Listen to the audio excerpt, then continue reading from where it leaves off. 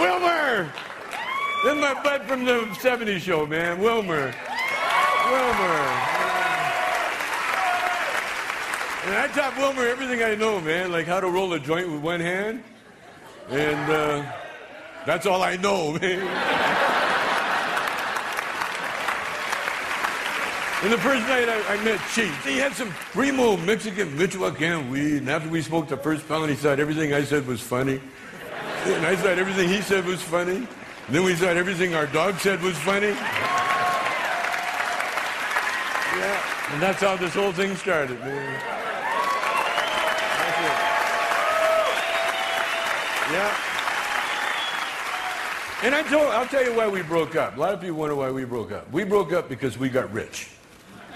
I'm serious, man. And I learned one thing. You can't make a rich Mexican do shit, boy.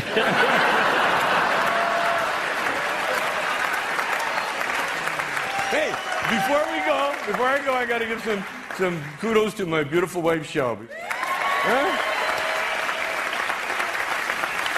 I tell you, and it's nice to work with a partner who has a vagina. After working so many years with such a little prick. Well, for the record, I didn't make this bong. Thank you,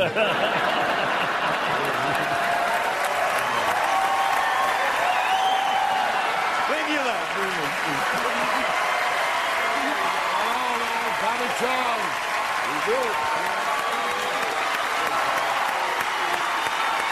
Ladies and gentlemen, Cheech Marin. Give it up, Cheech.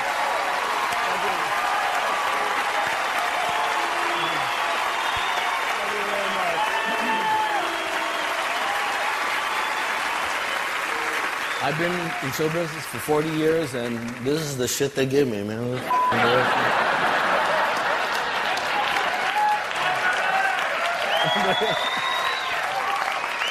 Half these people I don't know. The other half I don't want to know. Brad, I saw you on TV, on the TMZ, pushing the paparazzi away. At this point in your career, that's like a Somalian swatting away a sandwich, man. And it's like...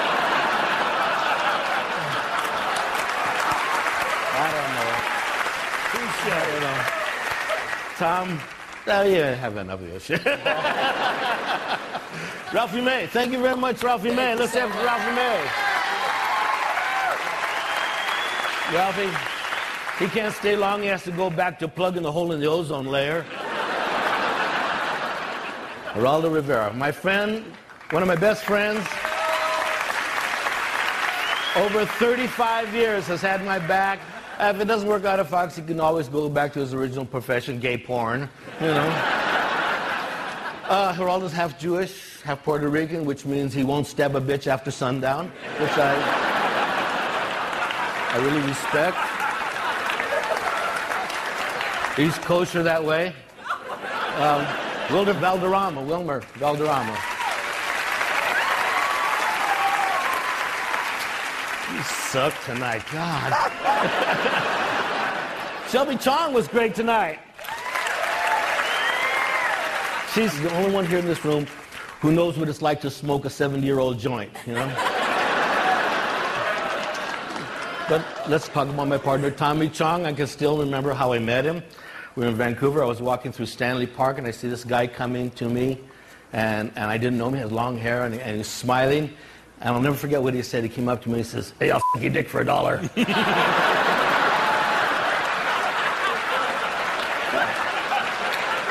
know, hey, I needed the dollar. You know, what the we've had a crazy life together, years and years and years together. A lot of highs, but even when we were low, we were still high, you know, so that was pretty good. Sometimes he would get high and do crazy things, like he felt up my cousin at her own funeral. Always doing stupid shit like that, man. You're 70 years old. How is it that you still wear a diaper and can still shit all over my life? Think about it. I'm sick of this shit, man. I'm finished with you, puto. You know? Cheech and Chong is over once again, so f*** you, I'm out of here.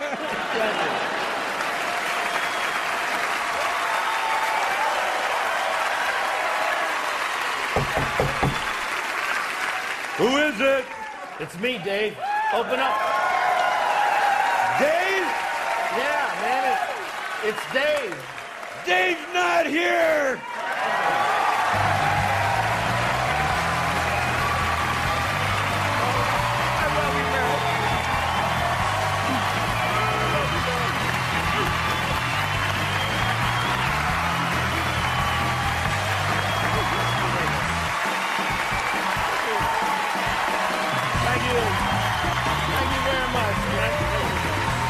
Gentlemen, Cheech and Chong, thanks for coming out to honor these men tonight.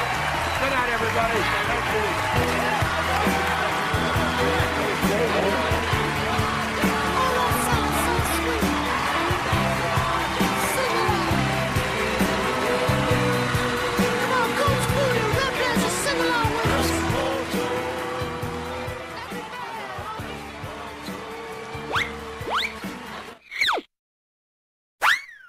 Before I listened to Uncle Bobby Radio, I'd never heard it before. And now I have, several times. Those are fat eggs, son.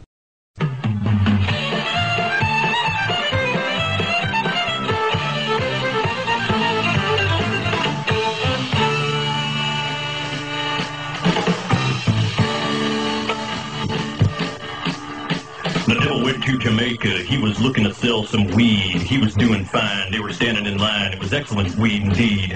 When he came across this young man who was likewise peddling pot, and the devil slid down the beach to the kid and said, "Boy, let me tell you what. I guess you kind of figured I'm a reefer head, of course. And after all this time, I guess that I'm a connoisseur of sorts. Now, your stuff smells okay, but this could tranquilize a horse. I'll bet $1 million in cash against your stash because I think mine's better than yours." The boy said, "My name's Johnny, and you ain't smoked nothing yet. One hit of this grass will kick your ass. You got yourself a bet. Johnny, roll a ball of hash and make sure it's the bomb, because the devil's got the kind of stuff they smoked in Vietnam. You'll get $1 million smackaroos in cash if you can cope, but if you can't, the devil gets your dope."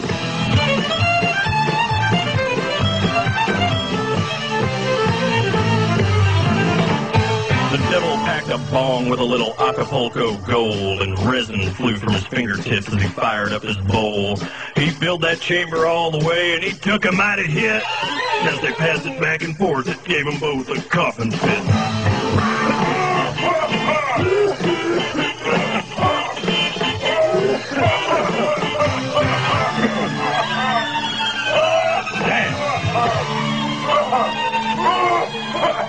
When the bowl was finished, Johnny said, "Hey man, that stuff was great, but fill your lungs with some of this and prepare to vegetate. Cannabis sativa, sweet Mary Jane. The devil's in the backyard frying his brain. Zigzag filled with a diggity dank. Hold on tight, it'll hit you like a tank."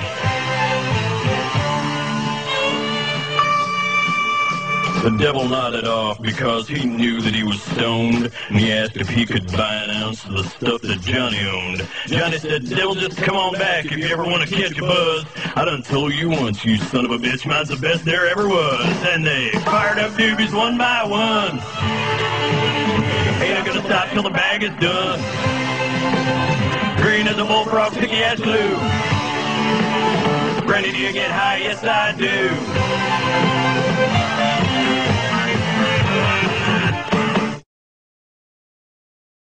Okay, so there was that the Cheech and Chong roast, which I don't know. I mean, it seems like it was pretty recent. I don't know how I missed it on regular TV, but I did, and I don't really know how old it was. But that's why I love YouTube, because what happened was, now when you go to YouTube, I suggest you make an account, because that's the best way to do it, even if you're not going to do anything. Like, I made an account because I was going to do shit for the show, and now that Spreaker is, in bed with them, I guess that's what I call it. Spreaker's in bed with YouTube, where they're connected just like they are with Facebook. So now that pops up. I haven't got any views because it's just a radio, and nobody really knows. I have like 5 followers on my channel because it's not active. I just use it to I'm a viewer. You know what I mean? I watch. I am religiously. I'm on YouTube as much as I am on Facebook. When I get on a computer, I get on Facebook and I get on YouTube. Whether or not I'm getting stuff up for the show or not, I'm on YouTube. So if you're a frequent YouTube user, I suggest you make an account, because what they do then is they can follow your likes and stuff. So when you click on YouTube, what I do now, I just learned this. I don't know what took me so long, but you can click on like YouTube anywhere you see YouTube. You click on that, and the front YouTube page will come up, and it'll give you recommendations. All the things you've liked, all the things you watch, it remembers that, and it's been following me get all these roasts up, because I've been getting up these roasts for the show. And boom, next thing I know, Cheech and Chong was on there. I'm like, okay, I didn't see this one. Boom. And I'm realizing this is a lot better, because it's kind of hard I don't really know, like, especially to getting stuff for the show. I try to get stuff for the show, and I used to, when I first got on and get stuff from YouTube, I used to just put in funny songs, because I like funny songs, and that's what I play.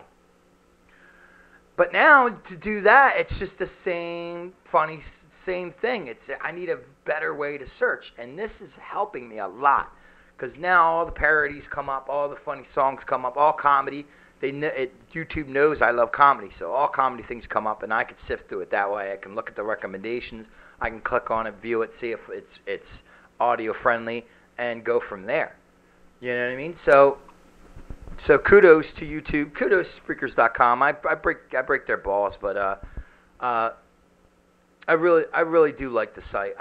My favorite sites, I gotta say, are Spreaker.com and YouTube, and Facebook, and really, I'm trying to get into Twitter, but I don't know. I haven't really. I'm gonna work on getting on Twitter a little more, but there's not much to do on it. You know what I mean? Retweets, and a lot of it's just posts. The one good thing about it is there is links on there. You can find, a lot of the links are crap, but you gotta sift through it. That's all.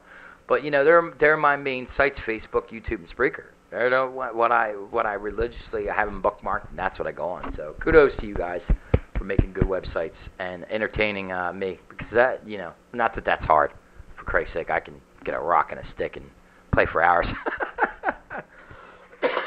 So stick with us. We're gonna run 3-hour shows all day long, or the talk show.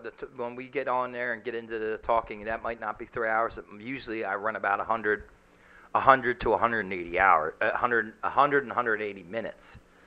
So we'll see once we get to that point. Right now, we're just gonna play everything I got, and I'm gonna try to.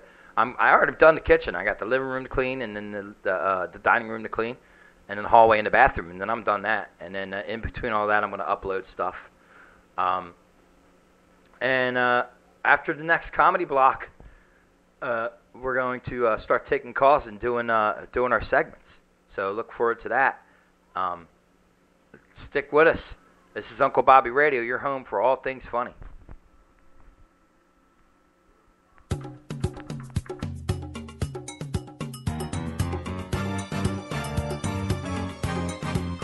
Cheese, Star Wars.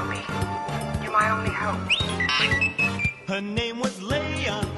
She was a princess with a Danish on each ear and Darth Vader drawing near. So R2-D2 found Ben Kenobi. Obi-Wan. He'd have to put the Death Star plans into the rebellion's hands. So Luke and Obi-Wan had to get to Alderaan. So they stopped into Mos Eisley to have a drink with Han at the Star Wars Cantina.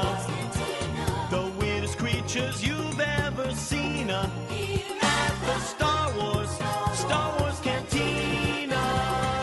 Music and blasters and old Jedi masters at the Star Wars. His name was Solo. Han Solo. He was a pilot with a blaster at his side and a smile 12 parsecs wide there with Chewbacca. He was a Wookiee. They met with Luke and Obi-Wan about the Millennium Falcon docking Bay 94. Stormtroopers at the door. with the flash of Ben's lightsaber. Now there's an army.